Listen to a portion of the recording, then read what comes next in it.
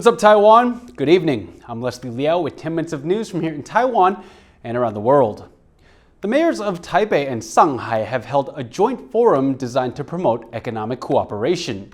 It's the last meeting to be held under the current Taipei Mayor Ko Wen-je. But with cross-strait tensions at their worst in decades, the forum has not come without controversy. James Chater reports. An upbeat start for an uncommon scene of cross-strait cooperation. The mayors of Taipei and Shanghai meeting, albeit virtually, for the annual forum between the two cities. Organisers say the Taipei-Shanghai Forum, held yearly since 2010, is about fostering economic and personal ties between the two cities. But with relations between China and Taiwan at their worst in decades, exacerbated by the pandemic, this year's meeting is the shortest in its history, not even 2 hours long. Taipei's Mayor Ko Wen-je said current tensions with China are exactly why the forum should take place. 我相信交流比交恶好，对话比对抗好，友善比仇恨好。多交流可以累积善意，而更多的善意可以促进更好的交流，建立善的循环，为两岸谋和平，为人民谋福祉。更希望可以避免冲突，甚至避免战争。 That sentiment was echoed by Shanghai's mayor. 在两岸关系严峻复杂的条件下，我们两市仍然坚持举办论坛，就是为了不断地增进两岸人民的相互理解，为改善两岸关系累积善意。 But this rosy vision of cross-strait collaboration has proved a tough sell in Taiwan. Politicians across the divide have questioned the forum's value and the mayor's intentions in holding it. 他把双城论坛变成一个作秀的舞台，我们没有看到说这8年透过双城论坛达成什么对台北市有帮助的一些政策或者是一些协议。现在要办双城论坛，他还扯什么？说什么是要缓和两岸紧张的关系？我觉得柯市长他只是为了要累积他自己的政治资本，而不顾一切。 Ko Wen-je isn't affiliated with either of the main political parties, but is expected to run for president in the 2024 elections. China is Taiwan's largest trading partner, and the Taipei-Shanghai Forum shows the importance officials here place on keeping economic channels open. But there are fears this will only deepen Taiwan's dependencies on its larger neighbour, which increasingly threatens to take the country by force. James Chater for TaiwanPlus in Taipei. Taiwan has slammed comments by the new European Union ambassador to China that the bloc supports peaceful reunification between China and Taiwan. Jorge Toledo Albañana is due to take up the post in September. In an interview with Spanish newspaper La Vanguardia, he said that the EU supports peaceful reunification between China and Taiwan and not Taiwanese independence. But he says that if China invades Taiwan, the EU will join with the US and other allies in imposing measures on China similar to those on Russia for its invasion of Ukraine. Taiwan's foreign ministry criticized his comments. 我国跟中华人民共和国是互不隶属的，我国的国家主权也不容矮化、侵犯或者是并吞。台湾的主权只属于全体的台湾人民。 也只有全体台湾人民才可以决定台湾的未来。 Europe won't turn a blind eye to China's threats on Taiwan. That's according to the highest-ranking European Parliament member to visit Taiwan. Europe was late for Hong Kong. We won't be late for Taiwan. There is no room for Chinese aggression in democratic Taiwan. For the moment, we witness war in Europe. We do not want to witness war in Asia. And so now is the moment to stand firm on the side of Taiwan. You and us, we are a family of democracies.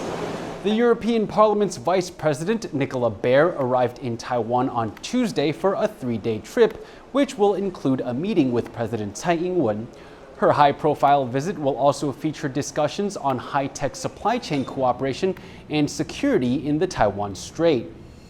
A former U.S. Secretary of Defense has told Taiwan's leaders what he thinks the country should do to deter a Chinese attack. First of all, I think that Taiwan needs to make a significant increase in its defense budget. Secondly, I think the strategy of Taiwan needs to emphasize asymmetric warfare against its larger neighbor. Third, it needs to procure or produce the capabilities consistent with an asymmetric warfare approach. I believe that Taiwan needs to both lengthen and toughen its conscription. That means to have young Taiwanese boys and girls serve at least 1 year, if not longer, in their nation's military.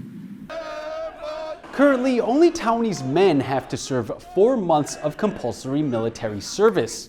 Mark Esper was speaking during a trip to Taiwan representing the Washington-based Atlantic Council think tank.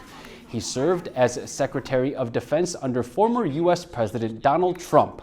Earlier Tuesday, he met with Taiwan President Tsai Ing-wen and told her that the West should stand up and defend Taiwan against bullying from China. Taiwan soldiers are preparing for a major upcoming military drill. Almost 100 parachute troopers took the plunge in southern Taiwan's Pingtung County on Tuesday morning. This rehearsal comes ahead of next week's Hanguang military exercise, the country's largest annual drill. The Hanguang kicks off next Monday and runs for 5 days. With Taiwan's armed forces gearing up to practice their maneuvers next week, one among them will have a special achievement to celebrate with their fellow soldiers. Our reporter Ed Moon has more. Clambering up a rope, diving from great heights, and hitting the bullseye. Taiwanese soldier Hu Jia-chi is never afraid to take on a challenge. She is just the second Taiwanese female graduate from the prestigious West Point Military Academy in the United States. 来到西点是代表国家，所以我看到其他人可能会躲在自己的舒适圈里面，我会觉得我必须要去做一些不一样的、特别的，去挑战自己，然后让世界看到台湾这样，就算只是一点点。Taiwan lives under the constant threat of invasion from neighboring communist China, which claims the country as part of its own territory.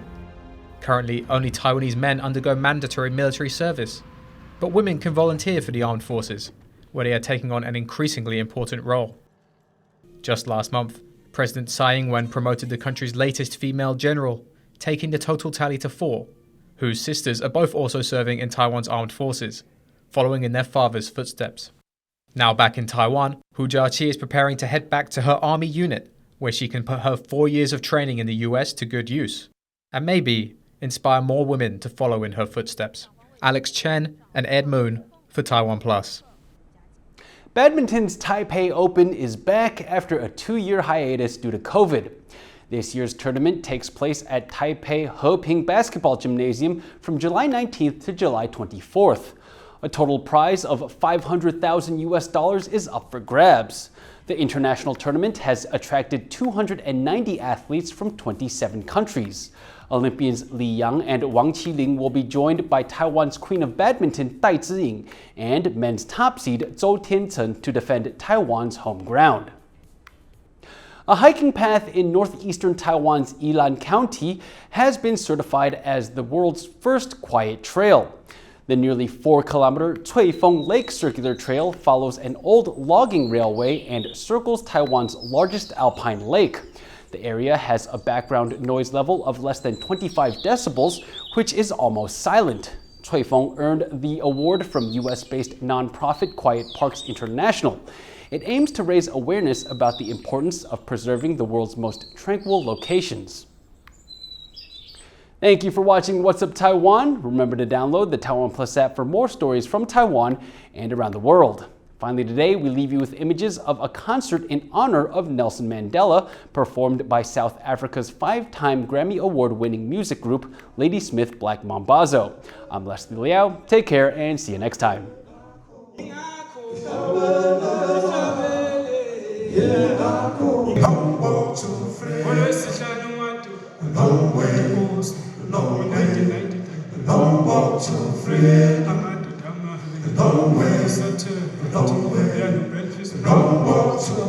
In a changing world, no compromise, no boundaries, no fear.